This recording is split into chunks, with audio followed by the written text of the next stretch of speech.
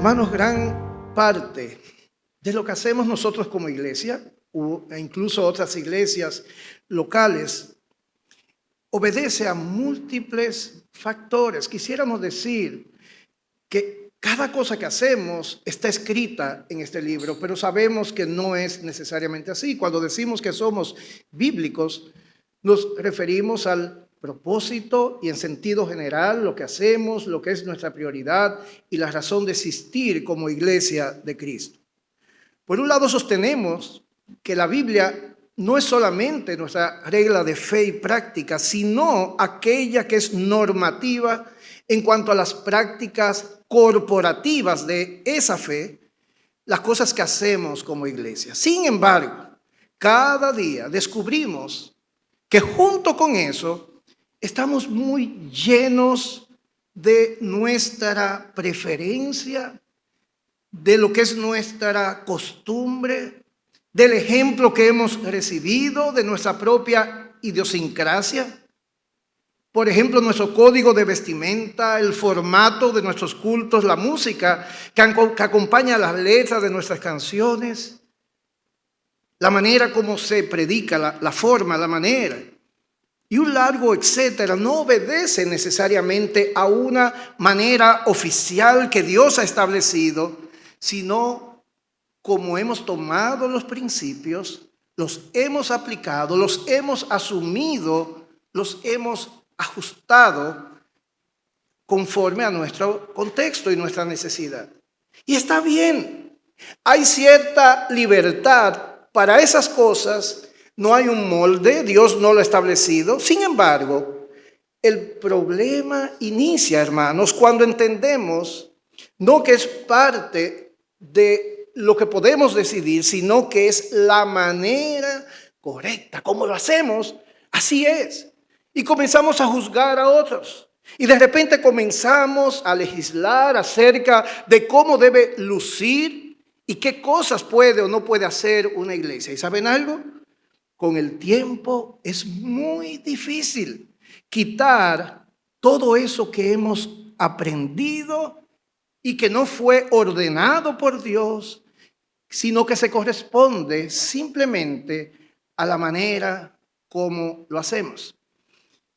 Y en ese sentido, a pesar de que la iglesia se debe ir reformando, volviendo a las Escrituras, a la vez hay lugar para ser pertinente conforme al lugar donde Dios nos ha puesto. Los pastores debemos tener mucho cuidado, hermanos, en ese sentido. ¿Cuántas veces enseñamos que son dogmas, asuntos que son irrelevantes o por lo menos que no son centrales? Y por supuesto que somos una iglesia que hemos abrazado los principios de los reformadores. Creemos que la iglesia, nuevamente lo digo, debe conformarse cada vez más a las Escrituras, y la razón es que normalmente nos vamos apartando de las Escrituras y debemos volver. Estamos convencidos de que solo la palabra de Dios debe regir no solamente nuestras vidas, sino de manera muy especial lo que hacemos y cómo nos conducimos en la iglesia de Dios, la casa del Dios viviente, columna y baluarte de la verdad. Hay muchas iglesias, sin embargo, que se han apartado del mensaje del evangelio.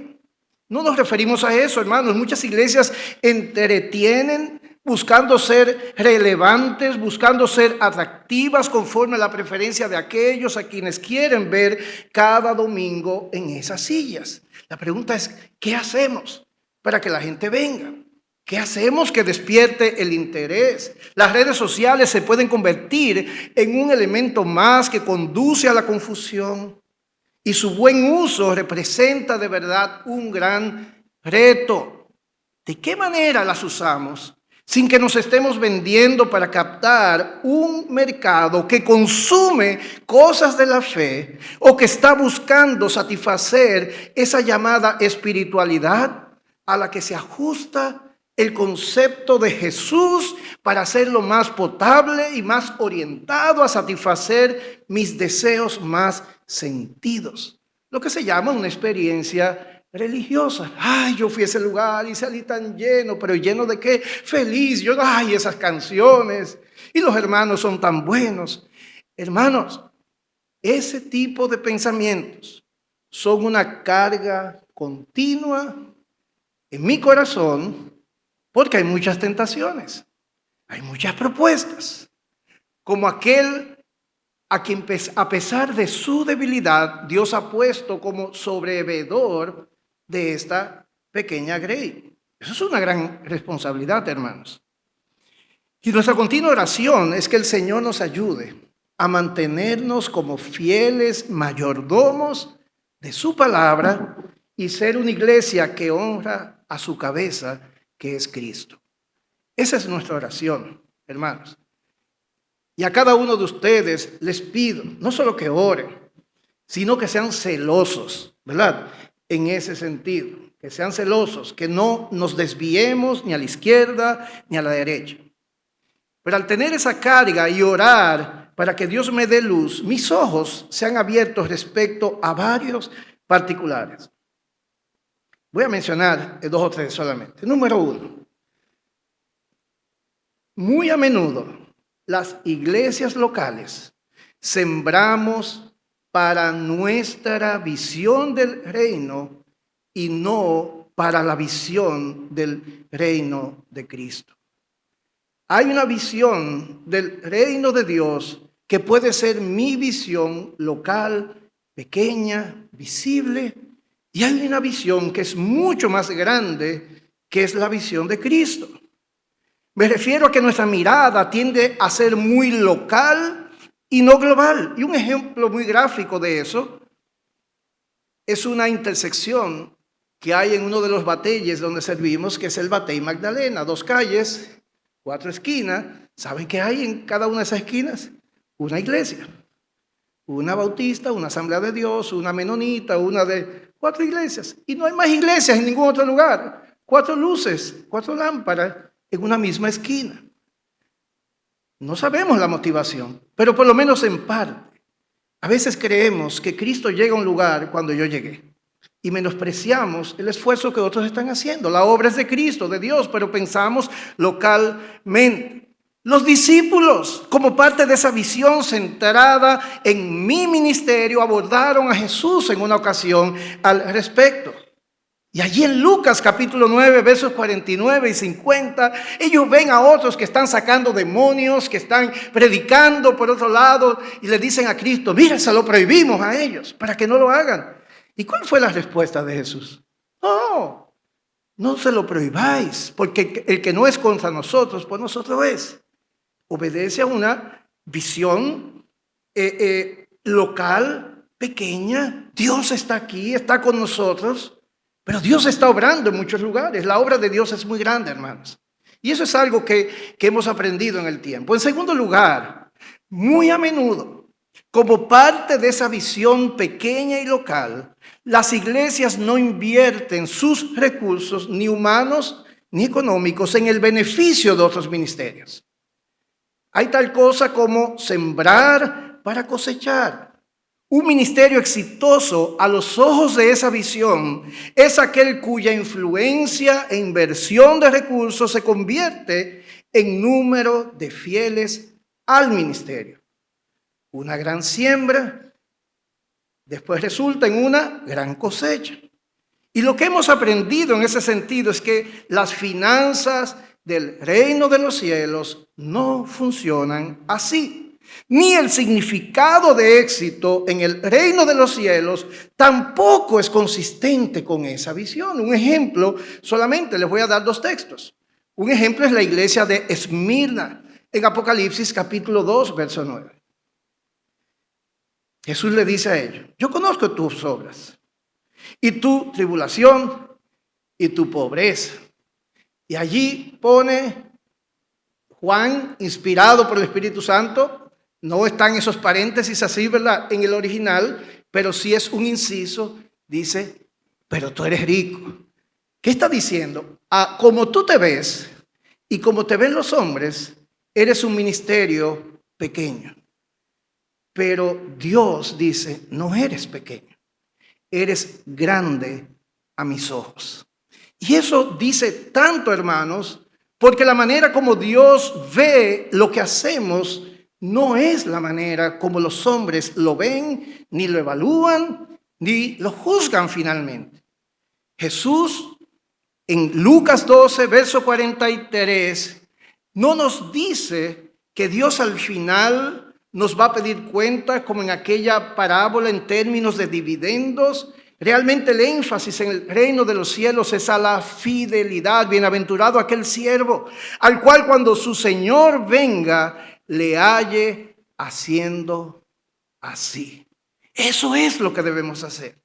Con buena conciencia, mirar lo que Dios ha puesto en nuestras manos y ser fieles a Él. Y Él sigue diciendo, en verdad os digo que le pondrá sobre todos sus bienes. Y ahí por lo menos hay un principio. Todo lo que manejamos en esta vida realmente es pequeño a la luz de lo que Dios nos va a encomendar cuando somos fieles a Él. Ese principio está también en la parábola de los talentos. Pero una tercera cosa. Muy a menudo la iglesia representa a Cristo sin representar dignamente el corazón de Cristo. Quiere representar a Cristo sin representar dignamente su corazón. Ser baluarte de la verdad no nos exime de mostrar la dimensión completa del amor de Dios.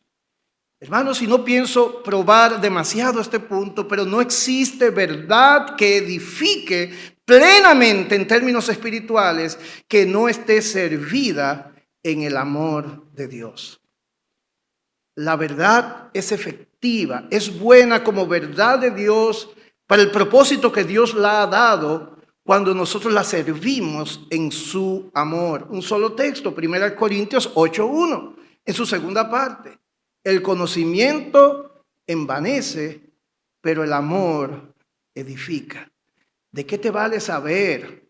¿De qué te vale todo tu conocimiento y tu teología si aplastas a los hombres por quien Cristo murió?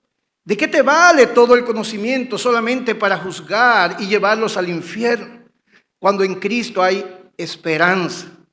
La verdad es verdad de Dios, pero Dios es amor. Y eso es importante, hermano. Por eso, en Juan capítulo 1, verso 14, cuando está allí el evangelista hablando de Cristo, dice algo que ya hemos referido en el pasado, que aquel verbo fue hecho carne, que habitó entre nosotros y vimos su gloria, gloria como del unigénito del Padre, lleno de ¿qué? De gracia y de verdad, ambas. Y en aquella ocasión, cuando estuvimos tratando este texto, no es gracia, no hay gracia sin verdad, no hay verdad sin gracia. Es gracia y verdad, ambas, columna y baluarte de la verdad, pero estamos llamados a reflejar el corazón de nuestro Dios también. La iglesia está llamada a presentar el mensaje del evangelio y no debe perder su misión. No debe distraerse con otros asuntos. No existe principalmente para hacer sentir bien a las personas que conforman su comunidad. No existe principalmente para celebrar cultos que nos hagan sentir felices, inspirados. No, hermanos. Existe para anunciar las virtudes de aquel que nos llamó. Anunciar la virtud del que nos llamó de las tinieblas a su luz admirable. Y ese es el mensaje del evangelio. Así que como iglesia local somos una iglesia que sirve a todo el pueblo de Dios, sin importar dónde esté, de acuerdo a las oportunidades que Dios nos concede. Estamos convencidos de que eso es parte del amplio llamado que Dios nos ofrece. Y por eso recibimos a todo el que viene. Por eso servimos tantas veces de conexión entre personas y ministerios en necesidad y otros que quieren la oportunidad de poder servir a esos ministerios. Y allí estamos simplemente como una bisagra, ¿verdad? Sin recibir necesariamente los frutos de aquel esfuerzo que damos en ese sentido. Pero el Señor es glorificado. Como iglesia local nos involucramos en una comunidad rural, las Colinas 4 en Villa Altagracia. Estamos conscientes de que posiblemente muchos en el pueblo de Dios verían este esfuerzo, lamentablemente, como algo que es una floja inversión, ¿verdad? En términos de económicos, de esfuerzo. Posiblemente se prefiera sembrar donde se les garantice una gran cosecha, pero creemos que la iglesia ha de llegar donde a los hombres no le hace sentido llegar, donde no les resulta rentable. Jesús habló a miles, pero se tomó un tiempo valioso para dedicarlo a una sola mujer, a una sola persona en necesidad. Como iglesia local servimos en Bateyes cercanos a Higüey. Hemos oído bastante el Batey Magdalena, pero no solamente Magdalena, Batey Cuyá, Batey Las Cejas, Batey Guasuma, Batey Alto Estante, Batey Villa Palacio. Y Dios nos ha puesto ahora un gran proyecto por delante. Delante de nosotros inicia con el hecho de que Él primero nos quita lo que teníamos allí arriba, el segundo nivel de esta estructura, nos pone a pensar en una salida favorable, y una salida favorable que implicaba suplir carencias que siempre hemos tenido, pero que se han agudizado al paso del tiempo. Y lo que va a suceder en la medida que el Señor impulse nuestro proyecto, nuestro esfuerzo, lo prospere, es que a la vez que adecuamos nuestras instalaciones, vamos a tener en estas mismas instalaciones un verdadero centro comunitario, o como lo ha bautizado CHF, un centro de misericordia. ¿Y por qué eso es importante? Nos hacemos la pregunta. ¿Está llamada una iglesia local a tener un centro comunitario o ser propulsora de un centro comunitario? Hay muchas cosas buenas que podemos hacer. La pregunta es, ¿estamos llamados a esto? ¿Cómo esa visión amplia de la vocación de una iglesia local pudiera ir en detrimento de su prioridad de ser columna y baluarte de la verdad? Hermanos, son preguntas legítimas que deben tener respuestas satisfactorias si no queremos convertirnos en la sal que pierde su sabor y que finalmente será hollada, porque no sirve para nada. Y es cuando les pido finalmente que vayamos a Jonás, capítulo 4, versículo 11. Allí está un profeta menor. Está Dios a solas con él. Y quiero tomar como referencia esa conversación de Dios con un individuo que ocurrió en lo secreto, pero que a Dios le plugo registrar esa conversación en su sagrado libro. Dios a solas con Jonás. Pequeño profeta, ¿verdad? No sabemos mucho de él. Ese hombre, yo imagino que conocen la historia, que tenía mejores ideas que Dios respecto a un pueblo sanguinario. El hombre que fue capaz de decirle a Dios, Dios, tú eres demasiado bueno. Eso es lo que pasa contigo. Jonás le dijo eso a Dios. Y la manera como Dios reaccionó a Jonás fue algo como esto. Lo hemos leído todavía. Jonás, tú no me conoces. ¿O acaso piensas que me fijé en tu pueblo porque eran mejores que los ninivitas? ¿Acaso piensas que tú eres mejor que ellos? De paso, no pienso que lo puedas hacer por lo que me has mostrado en estos días. Tú no eres mejor que ellos. Tu testimonio ha sido horroroso. Y eso teniendo la luz que tú tienes. Jonás, no hay mejores ni peores hombres. Hay gracia que no permite que todos los hombres sean todo lo malo que ellos pueden ser. Y hay gracia para acercarme a pecadores como tú y los ninivitas, para atraerlos a mí y yo hacerles bien. Claro, esas no fueron las palabras específicas de esta conversación. Pienso que está detrás de la escena y es lo que Dios le está haciendo ver a este hombre. Pero en esa conversación Dios abre su corazón a Jonás y le dice algo que puede pasar inadvertido. ¿Y qué es lo que yo quiero que en esta mañana atrape sus corazones? Y ahora sí vayan conmigo al verso 11. Dios le responde, después que Jonás hace lo que hace, cuestiona a Dios como lo cuestiona, Dios hace lo que sabe hacer, se salvan y le dice, Jonás, ¿y no tendré yo piedad de Nínive, aquella gran ciudad donde hay más de 120,000 personas que no saben discernir entre su mano derecha y su mano izquierda y muchos animales? Hasta ahí. No nos perdamos en los detalles, hermanos. Mira bien el texto. No se está presentando a un Dios que es movido porque hay mucha gente y Él tiene que hacer algo. No estamos descubriendo en este texto que a Dios le importan tanto los animales como las personas y vamos a crear una teología del amor de Dios por los animales. Mira, a Dios le importan los animales. No es lo que está en el texto, hermano.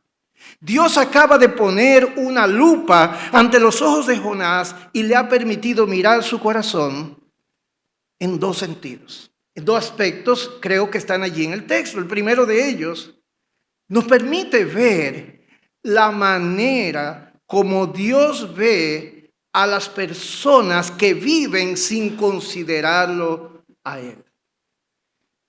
Y, según la versión Reina Valera, habla de ellos como ignorantes, personas que no saben discernir entre su izquierda y su derecha. Esa es la manera como Dios se refiere a ellos. Y lo segundo que nos presenta el texto es la manera como Dios reacciona, responde ante tal realidad. Y la palabra que usa Reina Valera es piedad. ¿Cómo no voy a tener piedad de gente que no sabe distinguir su mano izquierda y derecha? Pienso que la Nueva Traducción Viviente nos puede ayudar en estos dos puntos un poco mejor. Miren cómo dice esa versión. Pero Nínive tiene más de 120,000 habitantes que viven en oscuridad espiritual, sin mencionar todos los animales. ¿No debería yo sentir lástima por esta gran ciudad? ¿Están viendo? Personas ciegas. Vamos a lo primero. ¿Qué Dios ve en los ninivitas? ¿Y cómo esto nos puede servir a nosotros? 120,000 personas viviendo en oscuridad espiritual. Eso es un espectáculo, hermanos. Cuando nosotros miramos una sola persona sin Dios, no sé si ustedes han visto a alguien que está en una situación tan difícil, sin esperanza y busca soluciones, pero soluciones no acertadas. Y eso quiebra o quebranta nuestros corazones cuando vemos realmente su ignorancia, vemos su incapacidad, vemos que está buscando donde no hay. Como hijos de Dios, amados hermanos, yo veo cada vez más la diferencia del arsenal que tiene un creyente cuando está en una situación como esa, provista por la palabra de Dios y su esperanza puesta en Cristo, que aquellos que no tienen esperanza. Nos produce tristeza verlos deambulando de un lado a otro cuando sabemos que ellos no van a hallar respuestas en los lugares donde están buscando. ¿Y cuál es el punto aquí? Si bien nos afecta una vida cuando la vemos así, ¿cuánto más cuando miramos toda una comunidad de ciegos deambulando como zombies? Aquellos que ven películas de zombies saben que siempre van como caminando en cualquier dirección donde oigan un ruido. Pablo fue sensible. Cada vez que había una necesidad, su corazón se quebrantaba. No obstante, cuando él llega a Atenas, Hechos 17, verso 16, no vio a un solo individuo. Vio toda una ciudad que se movía conforme a la oscuridad, a las tinieblas. Y el texto dice que su espíritu se enardecía viendo la ciudad entregada a la idolatría. Eso es exactamente lo que se produce en el corazón de Dios cuando ve a los ninivitas. Lo que le sucedió a Pablo cuando llegó a Atenas. No hay manera de que alguien que ame a Cristo, que valora a Cristo como su principal tesoro y que sabe lo que necesitan aquellos que están sin Cristo, que cuando vean todo un sistema, toda una ciudad funcionando sin nada de luz, sea algo que les supere. Claro, Dios no es superado. Pablo enardecía, dice, todos eran ciegos, todos eran ignorantes, todos estaban perdidos, todos, ninguno con esperanza. No solo Pablo, no solo Dios en nuestro texto. Recuerden Jesús, Mateo 9:36. Él lidió con personas en necesidad cada día, pero en el momento que se eleva sobre la ciudad, su corazón está compungido. Y dice que tuvo compasión de ellas porque estaban desamparadas y dispersas como ovejas que no tienen pastor. La visión macro de la miseria espiritual es un cuadro deprimente para uno que tiene el corazón de Dios. Alguien que ama a Cristo y que sabe que debe hacer algo, cuando ve toda una comunidad necesitada, dice, no, es que no me puedo quedar con las manos cruzadas. Y la pregunta ¿es esa tu visión del mundo a tu alrededor? ¿Es esa tu visión de todas las familias que viven alrededor de este lugar? Recuerdo que una vez cité, y algunos de ustedes tuvieron la oportunidad de escuchar al pastor Steve Bayer haciendo la pregunta, si esta iglesia fuera quitada de este lugar, ¿qué dirían los vecinos? Yo ni sabía que había una iglesia. Oh, qué bueno que se fueron, porque eran más bullosos. O dirían, no, que no se vayan. Ellos son nuestro bien. Los necesitamos aquí. Eso lo escuché por primera vez hace más de 10 años. Y la verdad es que me marcó. ¿Qué estamos haciendo? ¿Cómo estamos viendo nosotros toda una comunidad que está en tinieblas? Y seguimos con esta conversación imaginaria entre Dios y Jonás. Dios le dice, lo que veo es esto, Jonás. Tus consideraciones acerca de los ninivitas no están llenas de gracia, no reflejan mi corazón. Tú eres mi profeta. Yo sé que ellos me odian. Yo sé que ellos son mis enemigos, yo sé que ellos son hombres sangrientos, sanguinarios. De hecho, nada más tienen que escuchar un poco, leer un poco acerca de quiénes eran los ninivitas. Pero una de las razones, Jonás, por las que ellos son así, es porque no han tenido el privilegio que tú sí has tenido, conocer al Dios verdadero. Hermanos, y es verdad, Jonás estaba lleno de privilegios, pero su vida no era consistente con dichos privilegios. Y en eso es tan parecido a muchos de nosotros, hermanos. Cuando Jonás huía de la presencia de Dios, se mete allí en aquel barco, se va a dormir. El capitán le dice, mira, tú buen perezoso, dormilón, levántate. Pero el punto no es ese.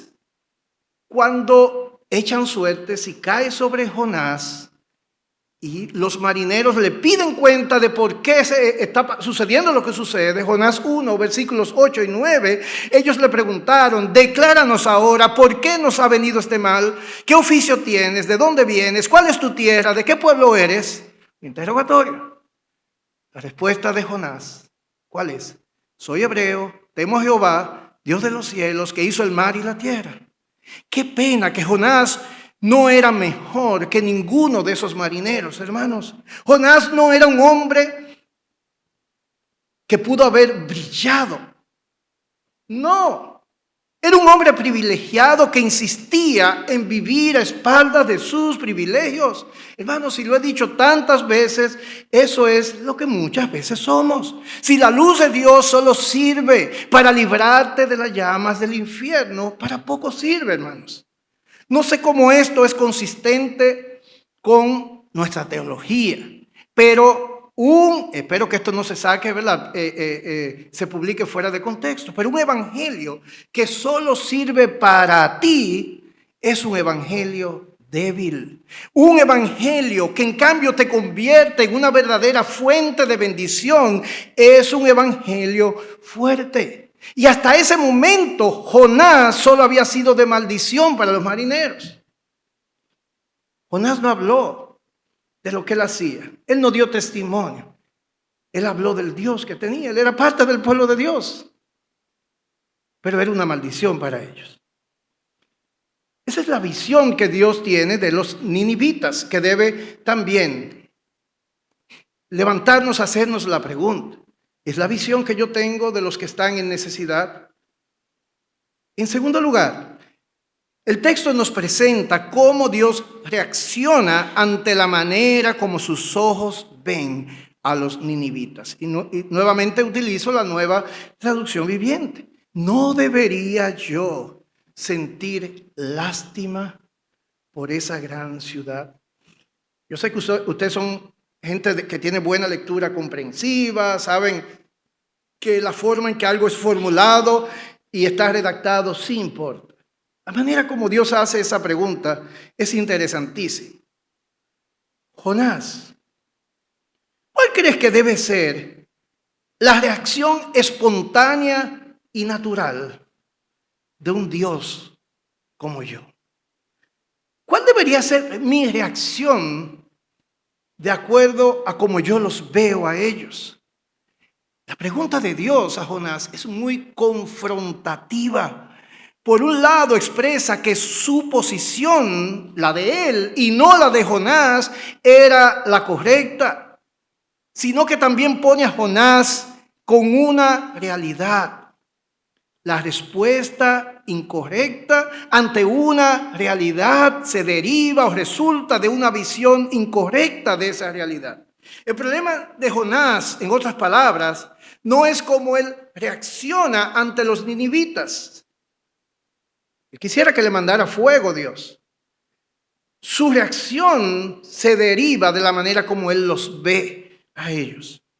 Jonás miraba a los ninivitas principalmente como ofensores que merecen una justa respuesta. Para Jonás un pasaje perfecto sería el del Salmo 37, verso 1. No te impacientes con los malignos. No tenga envidia de los que hacen iniquidad, porque como hierba serán pronto cortados, como la hierba verde se secarán. Hay juicio para ellos. Es un texto para Jonás. Y nosotros como Jonás, hermanos, somos expertos en tomar la Biblia como la aliada perfecta para nuestra apatía. Ellos no lo merecen. Ellos merecen el justo juicio de Dios. Llegamos hasta el punto de tomar textos como Gálatas 6:10, que dice que hagamos bien a todos, mayormente a la familia de la fe, para decir, mira, eso es para que atendamos a los hermanos, pero no tenemos que no es tan relevante servir a otros. El texto no dice eso. El texto dice, hagamos bien a todos. O como 1 Timoteo 5:8, que dice, si alguno no provee para los suyos, es peor que un incrédulo. ¿Cómo yo le voy a dar y ayudar a otros cuando ni siquiera puedo suplir bien para los míos? Ese era el argumento de aquellos fariseos, aquellos hombres hipócritas, cuando no atendían las necesidades de su mamá porque todo lo que tenían era para Dios. Dios quiere que nuestras manos, bocas, pies bendigan a todos. Esa es la postura de Dios. ¿Por qué Jonás tenía una mala visión que lo llevaba a tener una mala respuesta ante los ninivitas? Y es importante que lo veamos en Jonás, porque la razón por la que somos apáticos posiblemente es por la misma razón que tiene Jonás. Creo que en primer lugar, Jonás de alguna manera llegó a pensar que él y los de su pueblo eran mejores que los ninivitas, por lo cual los ninivitas no merecían el favor de Dios porque eran demasiado malos. Hermanos, cuando Pablo dijo ser el peor de los pecadores, estaba a la vez señalándonos la que debe ser la correcta autopercepción de nosotros fuera de la gracia de Dios. Somos capaces de lo peor. Solo teniendo esa justa dimensión de lo que somos capaces de hacer, de la potencialidad de nuestro corazón pecaminoso, es que nosotros vamos a poder mirar a los demás con una visión adecuada. Los ninivitas no eran peores que Jonás. Si Jonás era contado dentro del pueblo de Dios, ellos también lo podían. Pero Jonás no lo veía de esa manera. Pero creo que había una segunda falta en Jonás, que alimentaba esa visión de los ninivitas y su justo pensamiento de lo que ellos merecían. Y es que Jonás, y creo que adolecemos de eso tantas veces, tenía una teología que escogía atributos de Dios y desechaba otros, o por lo menos tenía atributos que sí eran pertinentes a una situación particular y otros simplemente servían para otro tipo de situaciones. Dios es fiel para con aquellos que le temen, pensaba Jonás. Y es una verdad, en un sentido. Dios es misericordioso para aquellos que humildemente reconocen su necesidad. Pero Dios hará justicia para con aquellos que lo retan y que son rebeldes. Hermanos, aunque esas declaraciones son ciertas y pudiéramos decir amén porque es así, excluyen el hecho de que Dios es quien incide en los corazones que obtienen su favor y que no hay mérito humano. O sea que en definitiva, todos estamos descalificados. Pero Jonás falla al pensar que cuando Dios hace justicia, no está siendo amable, o que cuando Dios es fiel, entonces no está siendo misericordioso, simplemente está recompensando. Y la verdad es que todos los atributos de Dios brillan a la vez. Y es por eso que la cruz es la expresión más impresionante y hasta contradictoria de todos los atributos de Dios. Es la más alta expresión de su amor y de su misericordia, que perdona, pero a la vez, como nos dice el apóstol Pablo en Romanos 3:25, Dios pone a Cristo allí en esa cruz para manifestar su justicia. Aunque Él nos perdona a personas que son culpables, de ninguna manera menosprecia su santidad y su justicia. En la cruz lo conjuga todo y siempre lo hace. Y los ninivitas no son una excepción. Jonás olvidó que Dios se acordó de Adán después de haberle defraudado y prometió enviar un Salvador para que aquellos que huían de él, aquellos que no habían escuchado su voz y habían sido desobedientes, habían quebrantado su ley, tuvieran esperanza. Jonás olvidó que Dios sobre todas las cosas quiere que sus hijos conozcan su corazón bondadoso. La misericordia, la compasión, la bondad inagotable de Dios, hermanos, son en conjunto las virtudes de su carácter perfecto que Él ha decidido hacer brillar ante los ojos de los hombres. La razón por la que su gloria es manifiesta por medio de sus atributos es porque Él escogió desde antes de la fundación del mundo salvar para hacerle bien a aquellos que no lo merecían. Él quiere que cada hombre, mujer y niño tocados por su gracia salvífica tengan el discurso de Jeremías en Lamentaciones 3:22. Por la misericordia de Dios no hemos sido consumidos. Es por su misericordia. Nunca decayeron sus misericordias. Eso es un cántico de gratitud, de reconocimiento. ¿Dónde estaríamos si no fuera por su gracia? Nuevas son cada mañana, grande es su fidelidad. Mi porción es Jehová, dijo mi alma, por tanto en Él esperaré. Eso es lo que Dios quiere que brille en toda esta dispensación, desde la caída hasta el regreso de nuestro Señor Jesucristo. ¿Por qué Dios es compasivo? ¿Por qué? No lo sabemos. La compasión es una virtud, es algo bueno, todo lo bueno procede de Dios. La respuesta parcial puede ser que es consistente completamente con su naturaleza, pero no tenemos respuesta. Nos hacemos eco de las palabras de aquel viejo himno. No sé por qué la gracia del Señor me hizo conocer, ni sé por qué su salvación me dio y salvo soy por Él. Y después dice, no sé por qué la gracia del Señor en mí por fe se demostró, ni sé por qué, si solo creo en Él, la paz encontraré. Sigue diciendo, no sé por qué el Espíritu de Dios me convence de pecar. Debería dejarme pecar, pero no me convence. Yo no sé por qué revela al pecador cuán negra es su maldad. ¿Y cómo dice el coro así? Bueno, yo no sé nada de eso, pero yo sé en quién he creído. Y sé que es poderoso. ¿Para qué? Para guardarme en aquel día glorioso en el cual yo iré a morar con Él. No lo sabemos, hermanos. Dios es bueno. Dios pudo haber dejado la humanidad perdida en sus delitos y pecados, pero sabemos que no.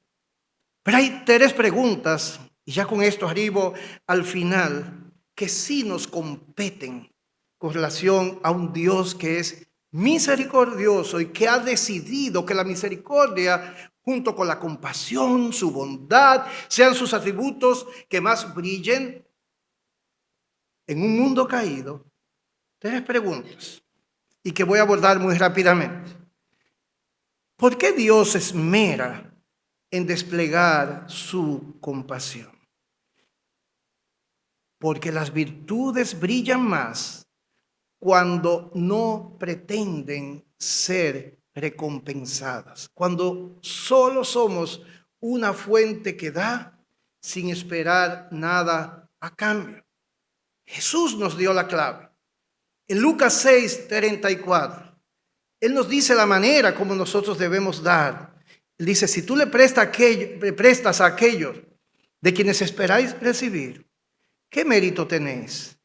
Y mira lo que dice Jesús, porque también los pecadores prestan a los pecadores para recibir otro tanto. Amad pues a vuestros enemigos, haced bien, prestad, no esperando de ello nada, y será vuestro galardón grande. Pero mira lo que dice ahora, y seréis hijos del Altísimo, porque Él es benigno para con los ingratos y malos. Eso es lo que crea un cortocircuito en todas las criaturas.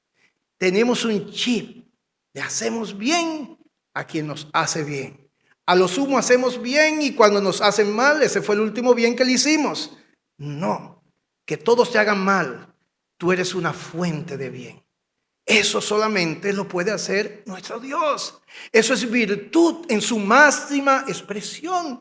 Y de paso, este pasaje nos reta a nosotros y no a Jonás. Dice que emulando a Dios en ese aspecto seremos reconocidos como hijos del Altísimo. Segunda pregunta. ¿De qué maneras Dios muestra su compasión? Si debemos emular a Dios, como vimos en el texto pasado, lo que Dios hace con Nínive es, sobre todas las cosas, llevarles el mensaje de salvación. Pero la pregunta de Dios a Jonás nos muestra que el énfasis no está tanto en lo que de manera específica estamos ofreciendo, sino en el corazón que es sensible, que se conmueve y que a la vez es movido a ofrecer bien. Ese es el corazón de Dios. Y está en cada mandamiento del antiguo pacto, en cada palabra hacia los hombres, en todas las escrituras. Un ejemplo en Levíticos 19, 9 al 10, está diciendo allí cómo está hablando de leyes civiles y todo esto. Dice, cuando ciegues la mies de tu tierra, no cegarás hasta el último rincón de ella, ni espigarás tu tierra cegada, no rebuscarás tu viña, ni recogerás el fruto caído de tu viña. Deja que quede ahí. ¿Para qué, Señor? Pero eso es un desperdicio. No, para el pobre y para el extranjero lo dejarás. Yo, Jehová, vuestro Dios. Miren las cosas en las que Dios está pensando. Deja. Aquí decimos boronea, ¿verdad que sí? Dale, pásale el plato al vecino. Cocina un poquito más que sobre y lo que sobre, mételo y piensa en alguien y dáselo. Eso es lo que está diciendo Dios a la vez que está legislando. Y lo vemos en el ejemplo supremo de Cristo, Marcos 1, versículos 32 en adelante. Jesús llega, le llevan todos los enfermos, los sana, los endemoniados, a todo el mundo, todo el bien que podía hacer. Y la mayoría de esa gente ni siquiera vino a sus pies. Todo bien es un bien de Dios. Y aunque todo bien glorifica a Dios, sobre todo cuando nuestro propósito es que seamos reconocidos como hijos del Altísimo, y los hombres mirarán entonces a Dios. Tercera y última pregunta.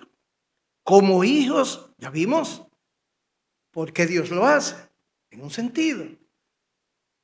¿Cómo brillan más sus virtudes cuando no hay quien recompense?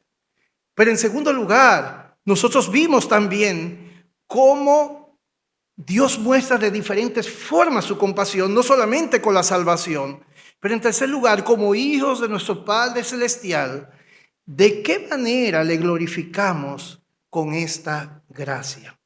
¿Cómo podemos ser compasivos? ¿Cómo podemos reflejar el corazón de Dios a la vez que somos columna y baluarte de la verdad?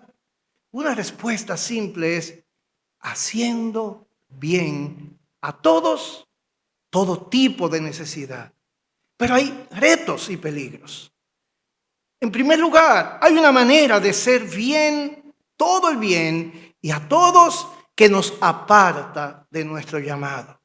Muchos ministerios que iniciaron con una visión cristocéntrica y con el propósito de reflejar el amor de Dios, finalmente se convirtieron en meros centros de caridad, ocupados en levantar recursos, en mostrar números y fomentar y alimentar una gran estructura burocrática.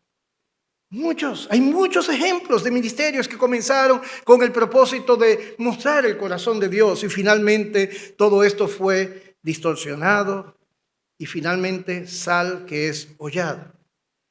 Hay una manera de hacer todo este bien, además, que nos desconecta del Evangelio y que comienza a dar mérito a los hombres, a los que hacen el bien. Cuando un ministerio se centra en la necesidad del hombre, finalmente cede en convertirse en un centro terapéutico y que ocupa más tiempo en estrategias para alcanzar que en buscar el favor de Dios y ser fieles a su palabra. No obstante, hay una manera de hacer todo este bien, preocupándose por todos, que sí es consistente con el Evangelio y que a la vez es la mejor representación de este. El Evangelio es un mensaje de Dios para los hombres, pero no es solo un mensaje. Es acerca de Dios y de los hombres a quienes Él se ha propuesto hacerles bien. Fue dado con palabras que comunican eficazmente lo que Dios se ha propuesto hacer, pero se trata del amor de Dios. Y eso es importante, hermanos, que lo sepamos. Una iglesia no es un individuo, una iglesia no es simplemente un grupo de hermanos, algunos que se involucran y otros no. Una iglesia es una comunidad que en conjunto representa a Cristo y lo hace proclamando su verdad a toda criatura, pero también representando su amor y misericordia a toda criatura, vidas que brillan en medio de una generación que anda en oscuridad. Esa es la misión de cada uno, o debe ser la misión de cada uno de nosotros, pero es la misión también de la Iglesia Bautista del Nuevo Pacto en el lugar donde Dios nos ha puesto y hasta donde nos permita extendernos.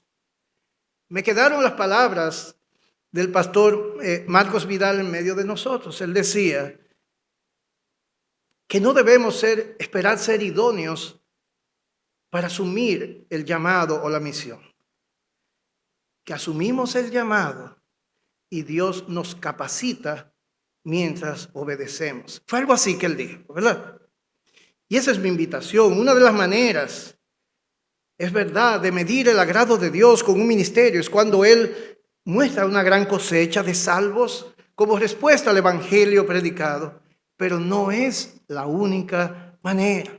La gloria de Dios se manifiesta en un ministerio cuando le representamos dignamente. Y en definitiva, la salvación y la cosecha es del Señor. Él salvará, Él hará próspero el ministerio que le es fiel.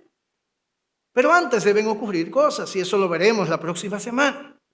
No es que tengamos mejores estrategias para alcance y crecimiento. Se trata de santidad, se trata de compromiso obediente y gozoso, se trata de dependencia a Él y de unidad. Eso es lo que vamos a ver la próxima semana. Mientras, mira, hoy un buen día para reflexionar. Mira en tu corazón. Pídele a Dios que realmente corrija lo que haya estado defectuoso de tu visión de ministerio, que redefina tu concepto de influencia, que redefina tu concepto de éxito, que redefina tu visión de alcance ministerial. Sí, la responsabilidad nuestra es equipar a los santos, pero para la obra del ministerio. Todos dispuestos a servir y reflejar y anunciar el evangelio y ser luz en medio de las tinieblas. Así que cuando llegamos a los batelles, no estamos haciendo una obra social, simplemente le estamos diciendo que aunque los hombres se olviden de ustedes, Dios no lo hace, porque Él es Dios para los que son insignificantes para los hombres. Cuando servimos en las Colinas 4, le decimos que sus carencias no lo definen, que para nosotros y para Dios ellos son tan dignos como aquellos que están en Bellavista. Cuando servimos o podamos servir a esta comunidad de Bellavista, es diferente. Le vamos a mostrar que aunque somos parte de una generación y una cultura que se distingue por el individualismo, que siempre recibe antes de dar, y que estamos nosotros, sin embargo, dispuestos a abrir nuestras puertas, nuestros corazones, sin esperar nada a cambio, porque ya hemos sido llenos de gracia y del favor de Dios. Servir el evangelio no comienza con comunicar las palabras que lo contienen, aunque eso es absolutamente necesario. Pero comienza con la disposición de corazones que se acercan a los necesitados para entonces entregarles su tesoro más preciado, que es Cristo. Los dejo con este texto que conocen muy bien. Mateo capítulo 5, versículos 14 y 15. Vosotros sois la luz del mundo. Una ciudad asentada sobre un monte no se puede esconder. Ni se enciende una luz y se pone debajo de un almud, sino sobre el candelero, y alumbra ¿a quiénes? A todos los que están en casa. Y el llamado es: así alumbre vuestra luz delante de la iglesia, delante de los hombres, para que ellos vean vuestras buenas obras y entonces glorifiquen a vuestro Padre que está en los cielos. Ese es el evangelio completo. Vamos a orar. Señor, gracias te damos en esta mañana. Hoy es un día de fiesta porque compartimos la cena que instituyó tu Hijo Jesucristo. Pero es un día de fiesta porque podemos abrir tu palabra y abrir nuestros corazones y pedirte que tú sigas dándonos luz, y nos la has dado. Pero no confiamos en nuestras mentes y corazones. Te pedimos, oh Dios, que tú seas quien nos guíes. Y tenemos esperanza y tenemos aliento en ti. Te ruego por cada miembro de esta iglesia. Te pido por cada persona en todo este sector, oh Dios. Ayúdanos a hacer luz, como tú eres la luz de nuestros corazones. Aparta nuestra apatía, quita de nosotros el espíritu de Jonás, el orgullo espiritual, el entender que merecemos algo. Quita de nosotros una teología un conocimiento de tus atributos selectivo. Sabemos que es tiempo de tu misericordia, de tu gracia, oh Señor. Y esa es la luz que los hombres deben ver. Todo bien. Y ascuas amontonamos sobre sus cabezas. Y finalmente, ellos saben que tenemos algo que el mundo no da. Y se pueden resistir, pero llegarán a la conclusión de que solo tú lo puedes dar. Eso es darte gloria a ti, Señor. Y eso es lo que queremos que ocurra en cada una de nuestras vidas y en esta iglesia local. Te lo pedimos en el nombre de Jesucristo. Amén.